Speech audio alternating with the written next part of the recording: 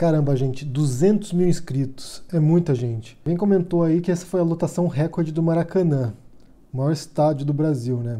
O que eu quero fazer hoje, aproveitando esse momento aqui, dessa transição, desse marco, é explicar um pouco para vocês aqui sobre essas tretinhas, né? As tretas da internet, as tretas do YouTube.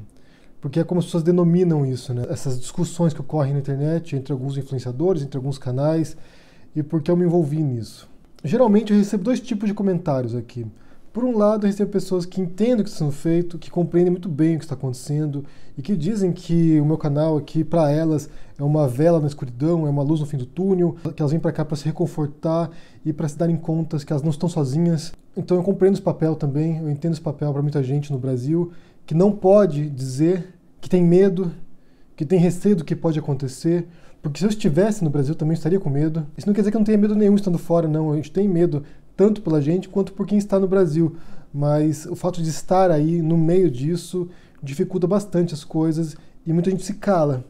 Se cala por medo da reação do que pode acontecer com ela ou com sua família. Então eu compreendo isso. Outro tipo de comentário que eu recebo também frequentemente é que eu devo me calar, que eu não moro no Brasil, portanto eu não tenho o que dizer sobre o país. Curiosamente, essas mesmas pessoas que dizem isso são olavistas.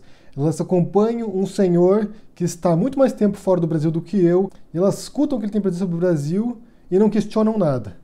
Então, assim, o Olavo, que mora nos Estados Unidos 20 anos ou mais, pode falar sobre o Brasil, e eu que moro fora do Brasil não posso. Então, assim, é aquele dois pesos, duas medidas habituais que você vê entre as pessoas, né? Um pode, outro não pode, fazendo a mesma coisa. O fato, e eu vou ser muito sincero com vocês aqui, que a posição na qual me encontro não é das mais confortáveis.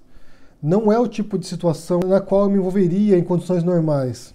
Eu criei meu canal aqui em 2015 para falar de escrita, para falar de literatura, para falar de temas envolvendo a escrita no geral, como escrever um livro, como produzir uma obra, sobre quais são os elementos da ficção. Com o passar do tempo, eu fui mudando aos poucos o tema, mas ainda em relação à cultura, ainda em relação a temas envolvendo aspectos contemporâneos, diários, do dia a dia, sobre obra de arte, sobre temas comportamentais, e não abordava a política. Até começou a surgir o nome do Bolsonaro com força na internet, com bastante repercussão, na verdade. Você via pessoas esclarecidas, às vezes, compartilhando coisas do Bolsonaro. Quando eu fui analisar o que ele dizia, quem era esse sujeito, foi quando eu entrei no abismo. Foi quando eu acessei o absurdo e as sandices que esse homem diz.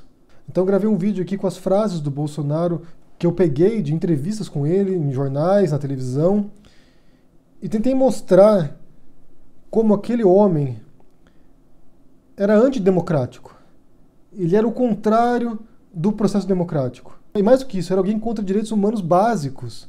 O meu vídeo foi uma reação a um discurso que para mim parecia completamente inaceitável.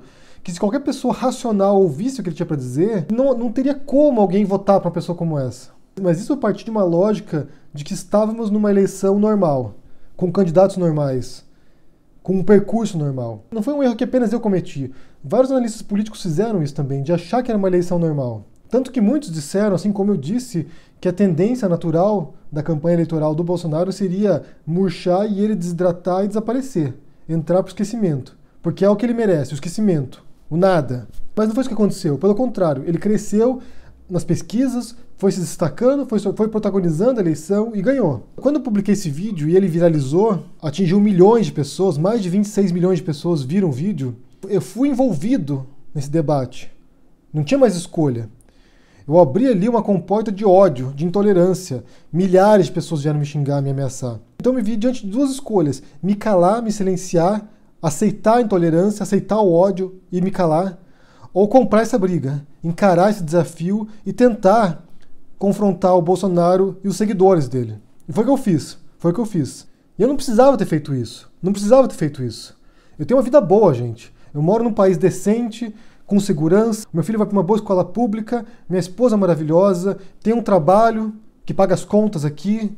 Eu não precisava disso. Eu não precisava me envolver nessa questão. O problema é que a situação do Bolsonaro não é apenas do Bolsonaro. Tem o país inteiro que está envolvido nisso. Vocês estão envolvidos nisso. E é um sintoma de algo muito maior também, que é a ascensão da extrema-direita pelo mundo. Então o Bolsonaro é um ponto em meio a muitas coisas acontecendo ao mesmo tempo. Enfrentar isso, também enfrentar esse cenário global de ascensão da intolerância. Eu poderia me calar, Poderia ficar muito confortável na minha vidinha aqui, normal que eu tenho também, que é muito boa.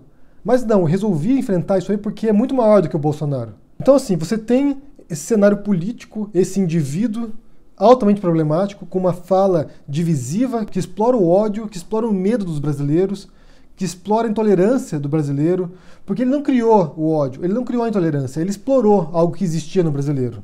Ele detectou isso e explorou isso. Só que ele não estava sozinho nisso. Por outro lado, você tinha ali um mentor intelectual disso, um mentor ideológico disso, que era o Olavo de Carvalho. E isso foi descobrindo aos poucos, na medida que foi investigando essa história, foi pesquisando sobre isso, você vai encontrando e ligando os pontos. Então você tinha o Olavo de Carvalho com seus livros, com seus vídeos, com um monte de bobagem que ele fala o tempo todo, com a conspiração comunista que ele propaga e defende e inculca esse medo nas pessoas também. É outro que explora o medo das pessoas, é outro que explora a intolerância das pessoas. E depois você tinha os outros youtubers que orbitavam o Olavo de Carvalho, como o Nando Moura, como o Bernardo Kister, que também usavam da influência deles na internet para explorar esses medos e para fortalecer essa polarização política. Então você tinha ali a peça política, que é o Bolsonaro, você tinha ali a peça ideológica, o Olavo de Carvalho, e você tinha a peça tática deles, que propagava a informação, que são os youtubers de extrema-direita, como o Nando Moura, como o Bernardo Kister, como outros também. Na verdade, eu penso neles como o Schutzstaffel, a SS, que eram os guarda-costas na época dos nazistas lá. Pessoa que dava o apoio tático para os dirigentes do partido. Então você encontra ali pessoas na internet que são os guarda-costas, tanto do Olavo quanto do Bolsonaro. E quando você relaciona esses pontos aqui, você vê que você não pode apenas tentar desconstruir o Bolsonaro, porque ele apenas é um elemento nesse cenário.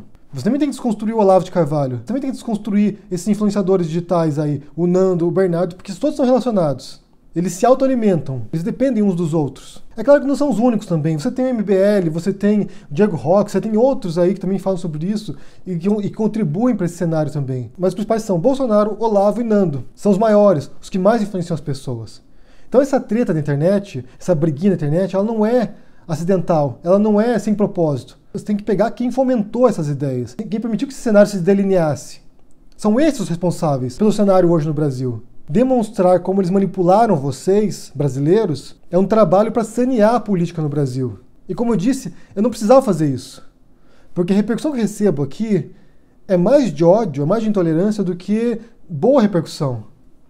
Eu sei que tem muita gente que adora o canal, que acompanha, que comenta, que dá força, mas no fundo, o que chega até mim, na maior parte do tempo, é o ódio, é a intolerância, é a raiva dessas pessoas. Essa energia negativa que eles catalisaram, que eles condensaram e jogaram para a política. Eu não precisava estar aqui, mas eu estou porque eu penso que é importante isso. Para o futuro de vocês, para o meu futuro. Porque se nós nos calarmos, aqui eu posso falar por muita gente que está envolvida nisso também, se nós nos calarmos, eles já venceram. E eles conseguiram essa vitória inicial deles aí, justamente porque as pessoas se calaram na internet. Eles ocuparam esse espaço virtual que a oposição tradicional, que a esquerda tradicional não levou a sério, não considerou como um espaço importante de debate, menosprezou isso, como ainda menospreza em grande medida. Não ocuparam esse espaço e eles vieram aqui, dominaram esse território e venceram. Então nosso trabalho agora é um trabalho de formiguinha, de começar gradualmente. Somos pequenos ainda em relação a eles. Eles têm milhões de inscritos, têm milhões de seguidores. Nós somos pequenos ainda. Mas a gente precisa fazer esse trabalho de formiguinha, de trazer as pessoas para cá, trazer novos influenciadores, trazer público, para que a gente possa participar em pé de igualdade desse debate, desse confronto. E mostrar como eles não têm conteúdo. Como a essência do discurso deles é o ódio, é a intolerância. É a violência. A gente tem essa oportunidade agora de fazer isso. Então eu agradeço muito quem acompanha o canal aqui, quem compartilha os vídeos, quem interage comigo e com as pessoas. É muito importante a participação de vocês aqui. E também agradeço muito quem apoia no Apoia-se, quem contribui mensalmente para o canal aqui. Por isso que eu faço aqui demanda um tempo imenso. Parece que eu sento na câmera aqui, falo por 15 minutos e acabou, pronto, já encerrei. Mas não é. É um trabalho de pesquisa, de investigação, de busca de material, de edição depois do vídeo. Então toma muito tempo do meu dia e eu tenho que conciliar ainda com o meu trabalho. Então quem dá essa força no Apoia-se está ajudando em grande medida a profissionalizar o canal, para que eu possa me dedicar a isso aqui e tentar fazer alguma diferença, tentar ser essa vela que as pessoas dizem que eu sou na escuridão, tentar trazer um pouco de esperança para as pessoas, encontrar uma saída, porque há saídas. Se a gente não pensar nisso, se a gente não pensar nessa possibilidade, daí todo esforço aqui é em vão. Então há saídas, a gente vai encontrar essas saídas. Então eu agradeço de novo todos que acompanham aqui, essas mais de 200 mil pessoas que estão aqui acompanhando e dando força para o canal. E a gente vai prosseguir, a gente vai seguir adiante. A gente tem muito chão pela frente. A gente só está começando e essas tretinhas na internet não são meras tretinhas na internet, não. É um confronto com quem criou essas condições agora para o Brasil. Anormais, condições que não são próprias de um regime democrático saudável. A gente vai encontrar saídas, gente. A gente só começou. Vamos lá. Então, muito obrigado a todos que estão acompanhando o canal aqui. Deixe joinha, deixe seu comentário aqui embaixo dizendo o que vocês pensam sobre isso. Ajude no Apoia-se, como eu disse, é muito importante para esse trabalho, para poder vir aqui, preparar material, preparar os cursos que a gente está elaborando aqui. É muito importante. Muito obrigado mesmo, a gente se vê por aí. Abraço e até mais. Tchau!